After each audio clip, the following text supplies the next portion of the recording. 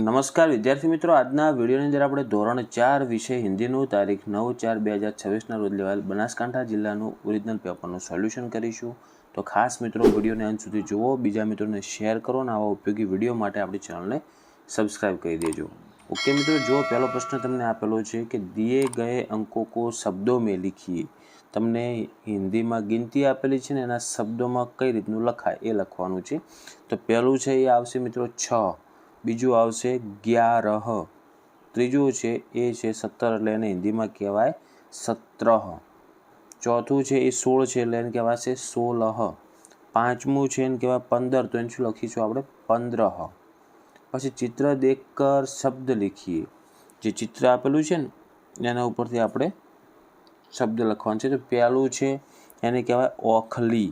Okay, બીજું છે એને કહેવાય તરાજુ, પણ હિન્દીમાં શું કહેવાય તરાજુ.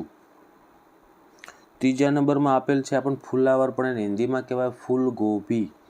ચોથા નંબરમાં સફરજન દેખાય છે તો એને કહેવાય હિન્દીમાં સેબ. પાંચમામાં ઉંદર છે તો એને કહેવાય હિન્દીમાં શું કહેવાય ચૂહા.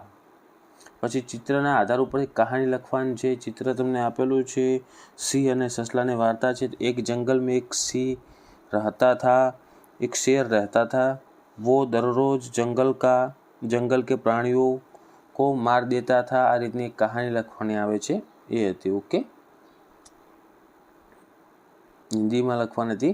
પછી આપણે આગળ આપેલ છે પ્રશ્નોના જવાબ કે ચૂહો की टोपी पर किसने कसीदा काट दिया. तो चूहे की टोपी पर कसीदाकार ने कसीदा काट दिया, कसीदाकार ने. बीजो છે सिर पर पैर रखकर कौन भाग गया. तो सिर पर पैर रखकर हाथी भाग गया. तीजो हाथी किस तरह आता है. तो हाथी धमक धमक आता है. चौथું तुम बड़े होकर क्या करना चाहते हो. એ તમારે લખવાનું છે. તમે લખી શકો मैं बड़ा होकर देश की सेवा करना चाहता हूँ, अथवा डॉक्टर बनना चाहता हूँ, अथवा शिक्षक बनना चाहता हूँ. જે લખો એ સાચું ગણાય. પાંચમું છે लड़का झूले पर बैठकर क्या छूना चाहता है. तो लड़का झूले पर बैठकर आसमान को छूना चाहता है.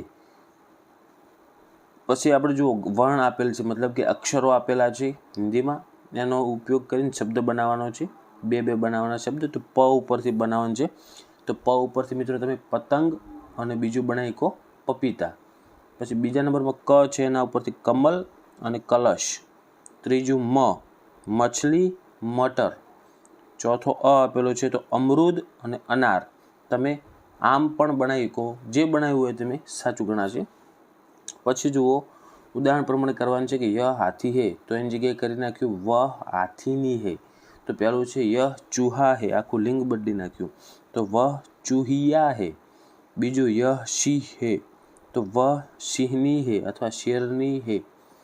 પછી ત્રીજું યહ બુઢા હે તો વહ બુઢિયા હે.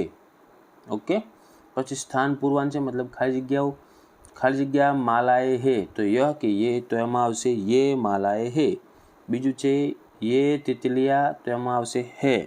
ઓકે, જે બીજા નંબરનું છે ને કાઉન્સમાં એ.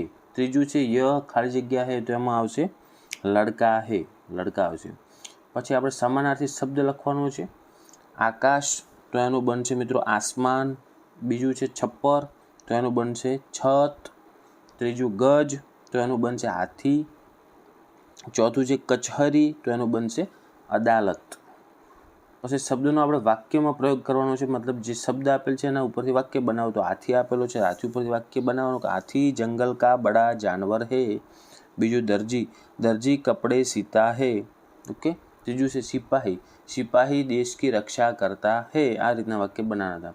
પછી કાવ્ય પંક્તિ પૂર્ણ કરવાની હતી કે જબ પાણી में जाता हाथी, ભર ભર સૂંઢ નહાતા હાથી, ધમક ધમક આતા હાથી. તમારે આ રીતનું બનાવવાની હતી. ઓકે મિત્રો, તો આ થઈ ગયું આપણે ધોરણ 4 વિષય હિન્દીનું ઓરિજિનલ પેપરનું સોલ્યુશન. આશા રાખું છું મિત્રો કે વિડીયો તમને ઉપયોગી બન્યો હશે. તો વિડીયોને લાઇક કરો, બીજા મિત્રોને શેર કરો અને આવા ઉપયોગી વિડીયો માટે આપણી ચેનલને સબસ્ક્રાઈબ કરજો. હવે મળીશું મિત્રો આપણે નેક્સ્ટ વિડીયોમાં. Thank you so much for watching my videos. Thank you so much.